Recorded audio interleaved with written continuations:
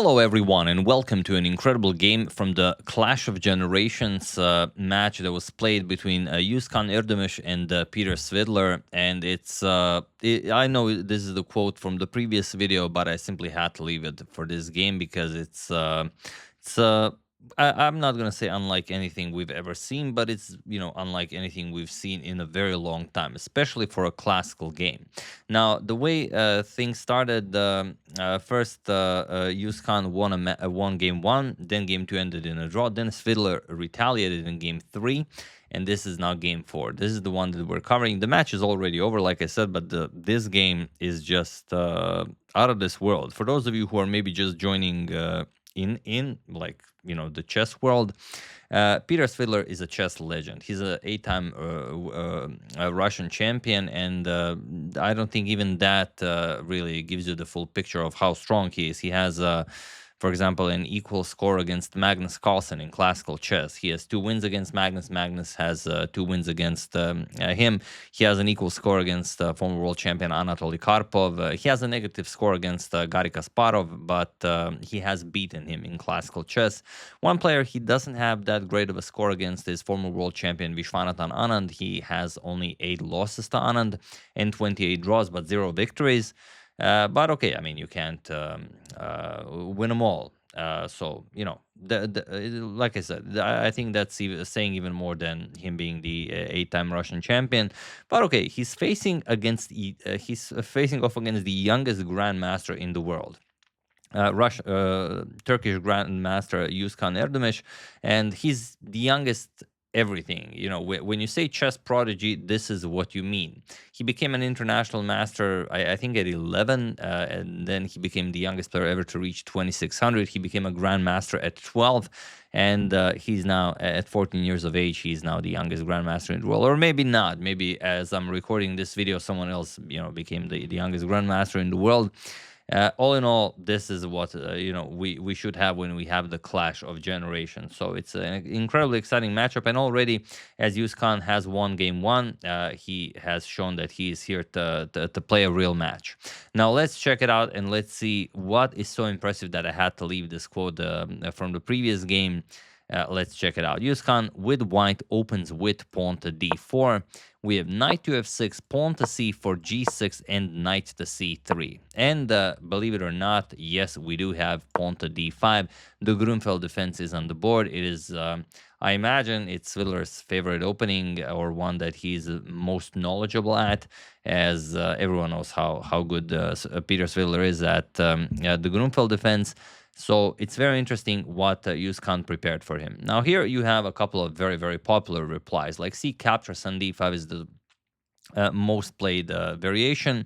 You can go knight to f3, you could go bishop to f4, but here Kaan goes for bishop to g5. This is the Stockholm variation, and it is somewhat rare. But of course, as you can see by the situation on the clocks, Peter replies instantly, knight to e4. It is the best reply that is considered the best.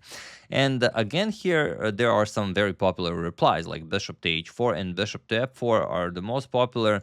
Knight captures on e4 can also be played, but here we have c captures on d5. Again, extremely rare, even deemed as an inaccuracy by the engine, sort of blundering the bishop on g5, but not really. It will be won back. So okay, knight captures on g5 by Svidler and pawn to h4. The knight is now trapped, so Kaan will win the piece back. Knight back to e4, knight captures, and now queen captures on d5. You can see both of them playing pretty fast, so both of them know their theory. Knight to c3 attacking Svidler's queen, and sort of like in the Scandinavian, you could go queen to a5, you could go queen back to d8, maybe queen to d6 also, who knows. But queen to a5 is considered the best here. Svidler took some time here, actually. He spent 8 minutes on this move. He played queen back to d8, and again, sort of considered an inaccuracy by the engine, but who knows. If he played it instantly, I would say, he played it because he knows all the ins and outs and he wants to outplay his young adversary. But as he spent 8 minutes, probably, or more likely than not, that he is trying to recall how this is played. And okay, pawn to h5.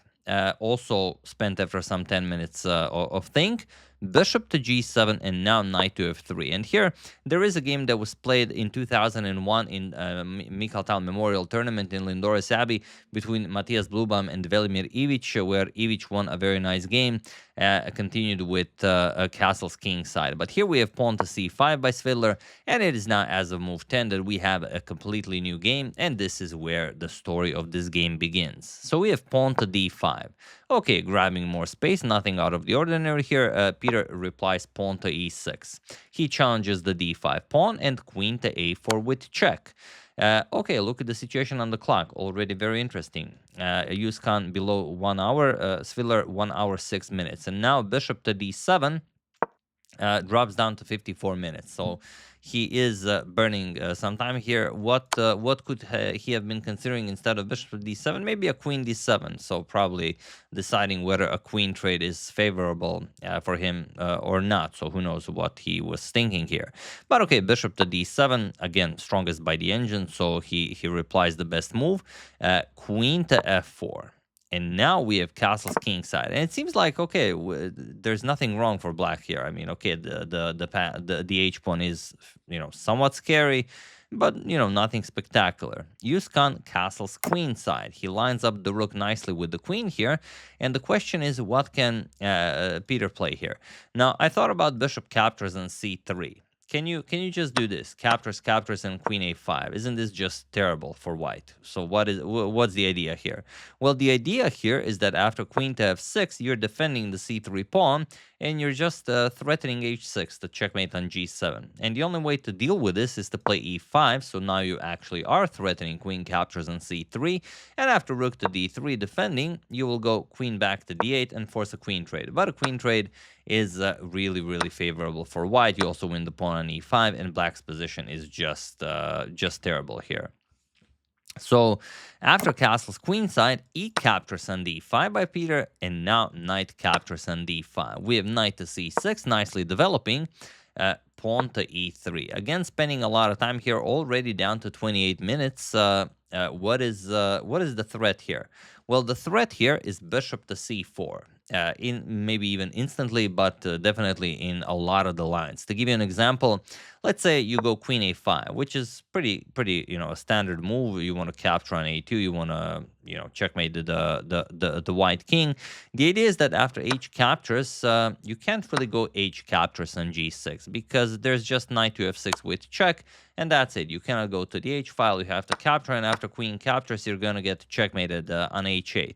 And another problem is if you capture with the f pawn, well, now the bishop really comes in handy. You can even sacrifice a knight. Knight e7 check, knight captures, bishop to c4 check, and after king to h8, you have this beautiful rook sacrifice. Captures king h7, rook to h1 check, and that's it. You have to block, and queen captures will be checkmate. So after pawn to e3, this is definitely something that Peter has to take into consideration. And how can he defend against that? He just says, all right, well, we'll just keep the h file closed, and there's nothing you can do about this. Or so he hopes. We have h captures on g6, f captures on g6, and queen g3, putting pressure on the g6 pawn.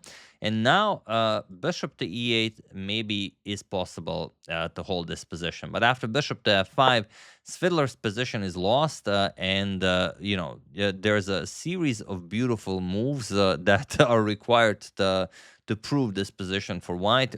So have at it. Solve the first of the 3 pause the video moments that I will throw at you while I give you a couple of seconds.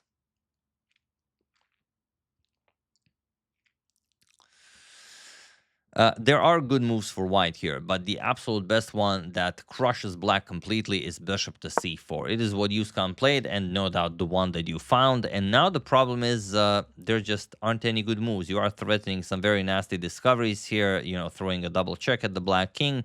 So Svidler replies king to h8, as he should. I mean, getting off of this possible discovery is definitely the way to go. Again, Svidler replies with the top move recommended by the engine, but the position is still lost.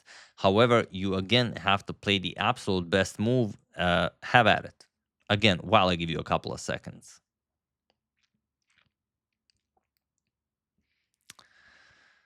Believe it or not, the move is knight to g5.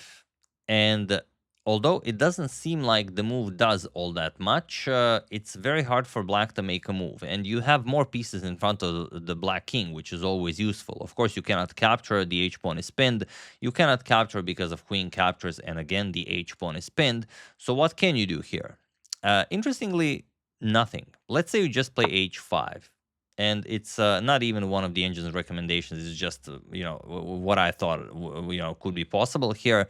It just loses so badly. Like if you play h5, how do you win this? You play knight e6. Seems pretty standard, but the bishop is guarding the e6 square. It doesn't matter. You either win a whole lot of material, or you actually accept the knight, and then queen captures on g6. And now there's no defense against rook captures on h5. If you go bishop to f5, again, just rook captures on h5, king g8, and now a knight e7, a beautiful double checkmate, and that's all there is to it. So you cannot play that. After knight to g5, Svidler played queen to e8. He added a defender to g6, and also maybe, he hopes of getting the queen somehow into the game. Maybe he can if the knight moves, maybe he can checkmate the white king. I don't think he's considering that. I think he's just trying to survive without losing all of his time. But again, there is one move that is particularly painful for Svidler's position. Again, have at it while I give you a couple of seconds.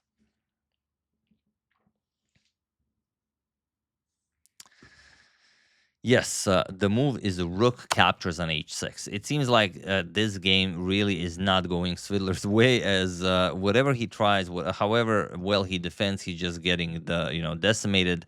And again, you cannot go to g8. The double check will be checkmate. We already discussed that. So after captures, he played bishop captures on h6. And now Kaan just played rook to h1. And he was in this position on move 22 that 8 times Russian champion Peter Svidler resigned the game, as there is nothing more to be done here. So you could try some moves, but he obviously checked everything, and there's nothing you can do, even though I will show a couple of lines because they're beautiful. After king to g7, do you know how you continue this attack? You continue happily sacrificing pieces. That's how. Rook captures on h6. And there's no good reply. If you captured the rook, then queen h4 check, and after king g7, queen to h7 is just checkmate. So let's check something else other than capturing the rook. If you go rook to f6, trying to hold on, maybe give some material, then you give up the h7 square. Rook h7 check, king to f8, and now queen h4, and there's no defense. There's really nothing you can do. This knight covers e7, this knight covers f7. There's nothing you can do here. And maybe one final move could be rook to h8, in order to get the white's control off of the h file. But then you allow captures, and queen to c7 with check. And again, you have nothing. King h6, knight f7 check, you lose the queen. And that's it. So many lines were checked here, but this is, in fact, a 22-move game. The previous one that we've shown by Levon, the 25-move miniature, that was brilliant. But this is next-level brilliancy, especially against a player like Peter Svidler, especially against his favorite Gruenfeld defense. And there you have it. Kaan Erdogmus from Turkey, the youngest grandmaster in the world, absolutely phenomenal, taking down Peter Svidler like this. This is what I call an immortal game, and against a player like Svidler, this is definitely his immortal game, at least for now. He's 14. Tomorrow he could have another one. So yeah, that's the game. Hope you guys enjoyed it, and thank you again very much for recommending it using #suggestion. I was not aware of the Clash of Generations match.